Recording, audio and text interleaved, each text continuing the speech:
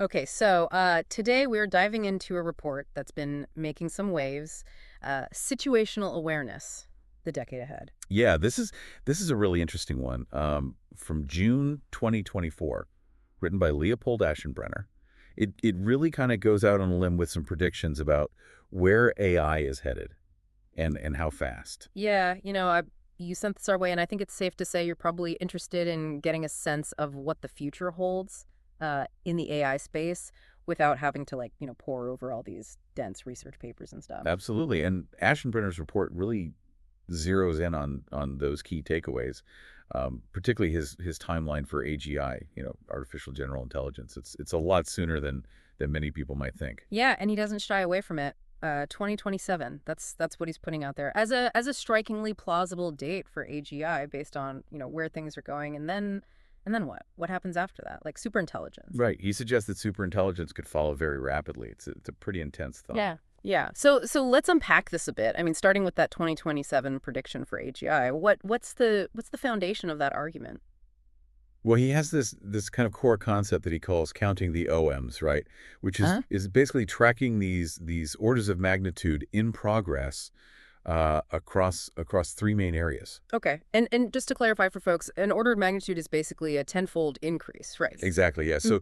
So the three areas he's focused on are compute, algorithmic efficiencies, Yeah. and then what he calls these unhobbling gains. Okay. Unhobbling gains. We'll get to that. Let's start with compute. What kind of progress is he talking about there? Well, he's really emphasizing this massive scale up in the computing power that we're using to train these AI models. Like, for example, the jump from GPT-2 to GPT-3, that involved about a hundredfold increase in compute, like 2 orders of magnitude. Yeah.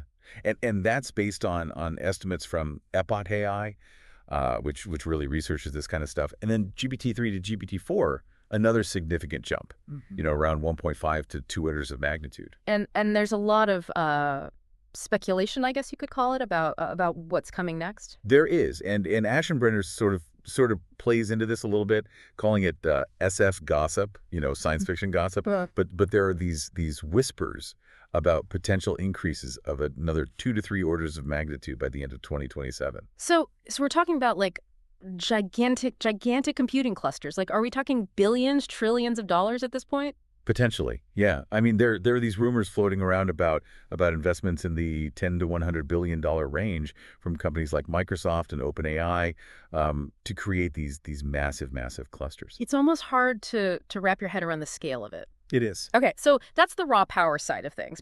But what about the algorithms themselves? Like, how are those getting better? Right, so that's the second key area, algorithmic efficiencies. This is about the AI getting smarter, essentially, right? Yep. Like being able to learn and do things with less compute power. Right. So it's not just brute force. It's Yeah, it's kind of becoming more elegant and efficient in how it uses its resources. exactly. And he highlights this really striking example, the cost of getting an AI to about 50% accuracy on this tough set of math problems called the math benchmark.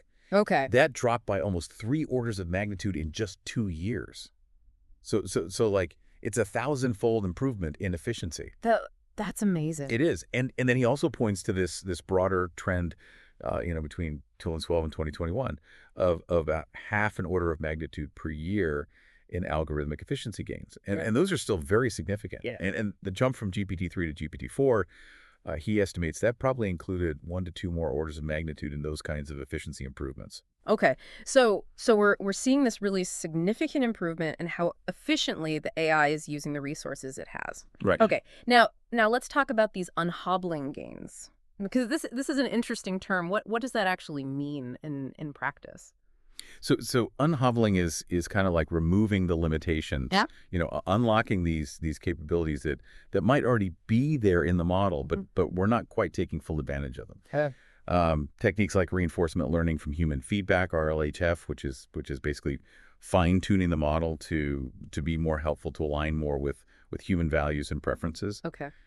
Chain of thought prompting, which is kind of encouraging the AI to break problems down into these smaller steps, think through things more systematically, Right. and then also giving these AI models the ability to use tools, like access the internet, run code, things like that.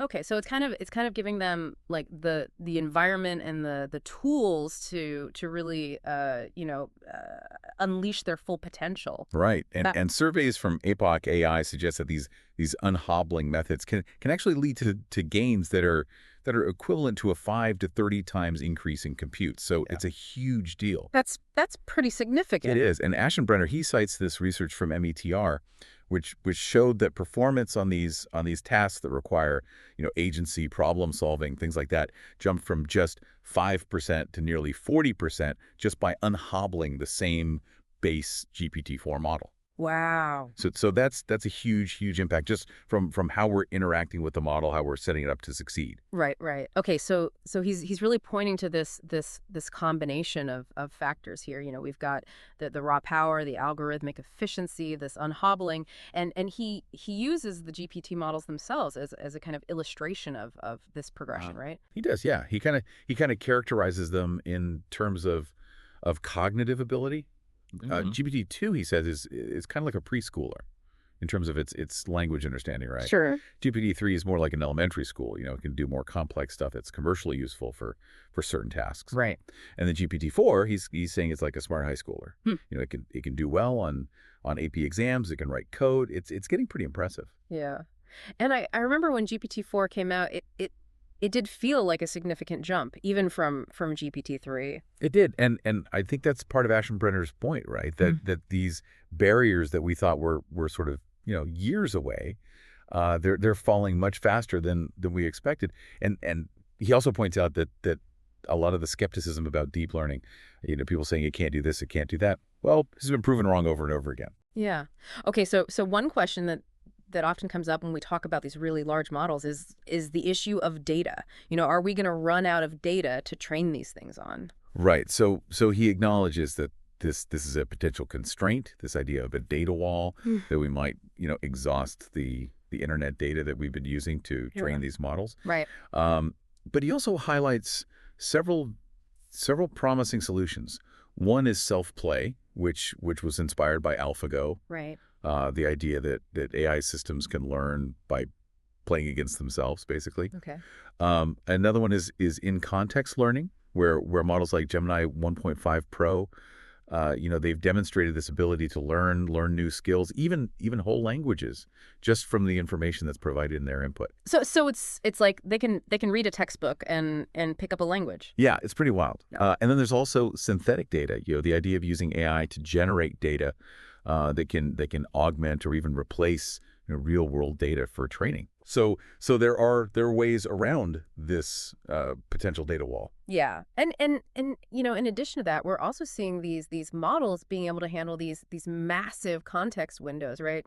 GPT-3 was like 2,000 tokens, and now we're talking about millions of tokens. Right. So that's also kind of like a huge efficiency gain, right? They can process way more information at once. Absolutely. Yeah, that context window expansion is a big deal. And as we talked about with unhobbling, giving these models access to tools, that's another key factor. Yeah, yeah.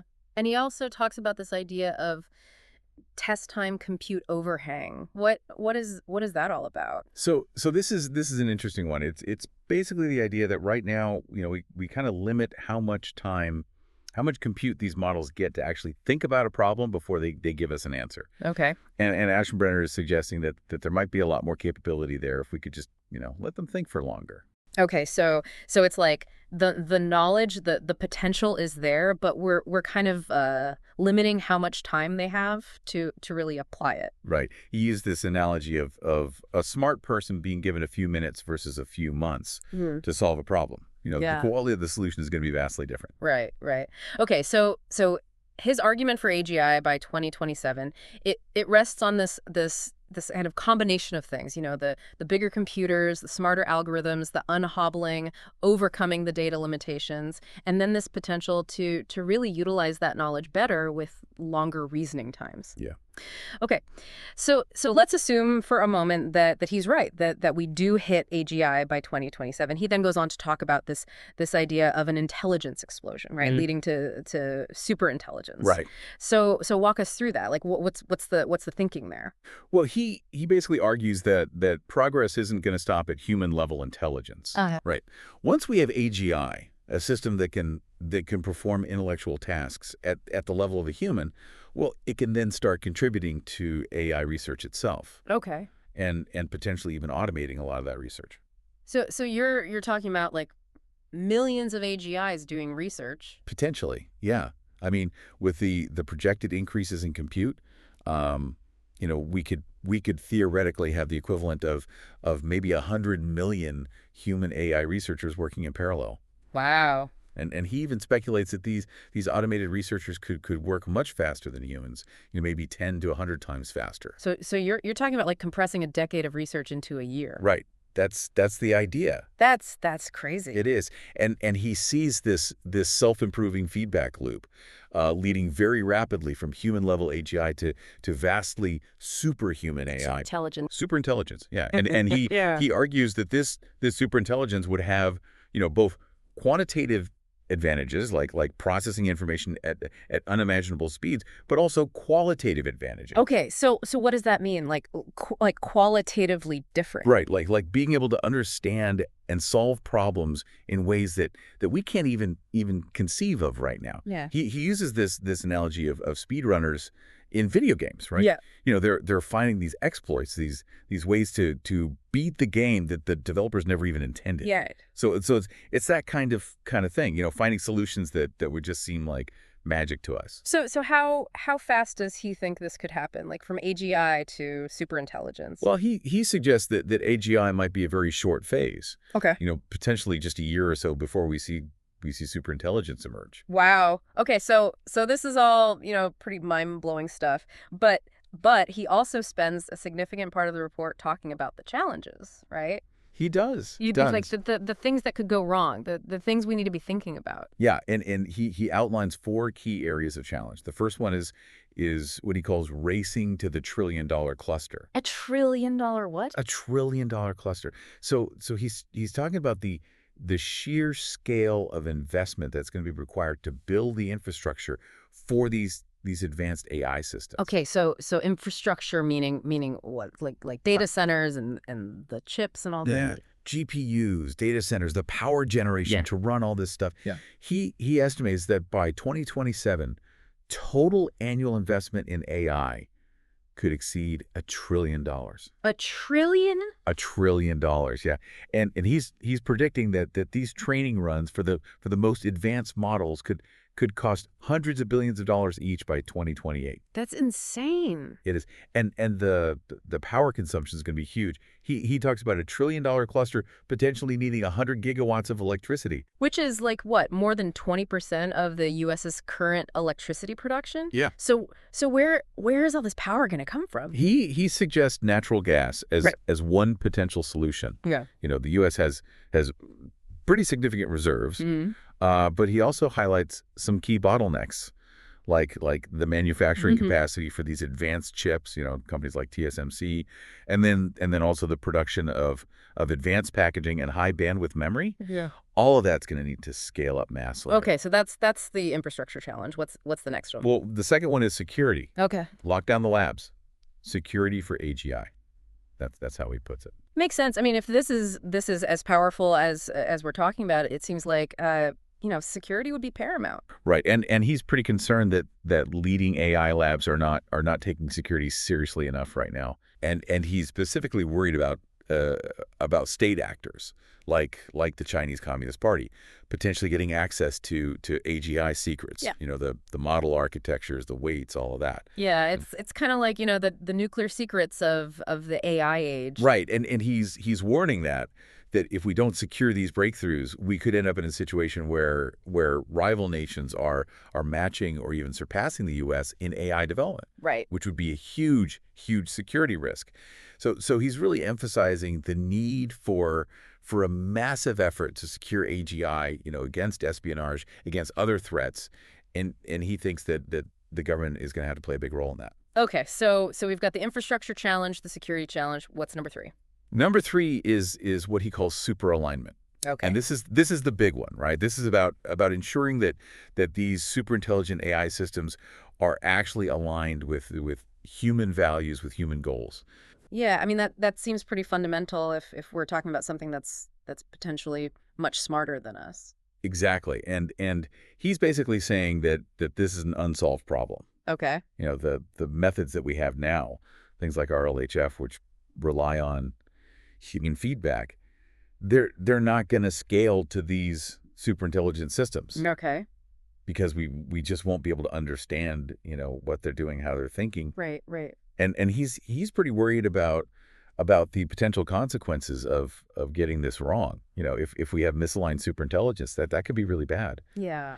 So he's calling for breakthroughs in automated alignment research, ways to kind of get AI to help us with this alignment problem, Hmm. and then also the development of verifiable metrics, ways to actually measure alignment and be confident that it's working. Okay, so alignment, huge challenge. What's the final one? The final one is what he calls the free world must prevail. And this is really about the geopolitical implications of AI. Okay. He's arguing that superintelligence is going to confer this decisive advantage, both economically and militarily, to whoever achieves it first. Right. And he sees this as an existential issue for the free world. We're in this competition with authoritarian powers, and AI is the new battleground. And he specifically calls out China, right, as a potential competitor. He does. Yeah.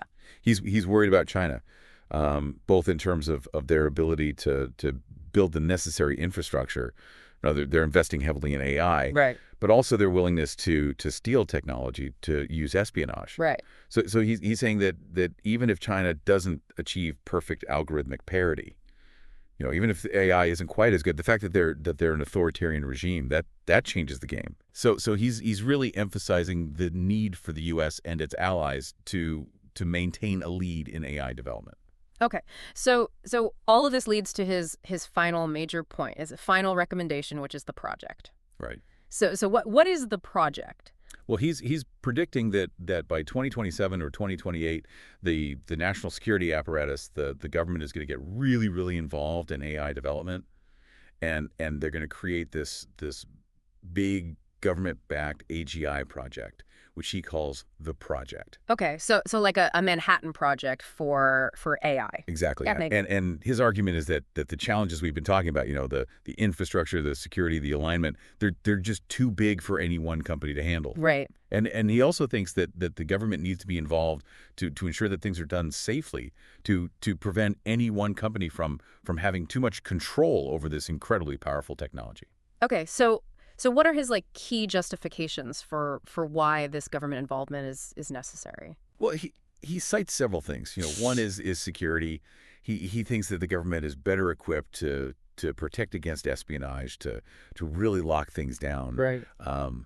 Another one is chain of command. He's worried about a situation where you have some CEO of a private company making unilateral decisions about how to deploy superintelligence. Right.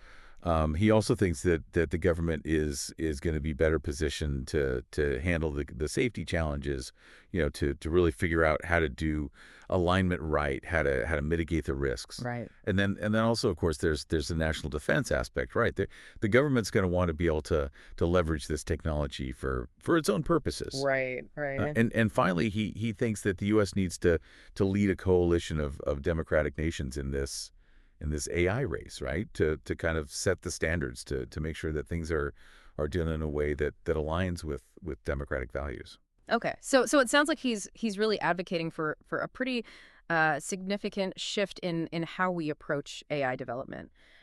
From something that's largely been driven by the private sector to something that's much more of a national priority. Right.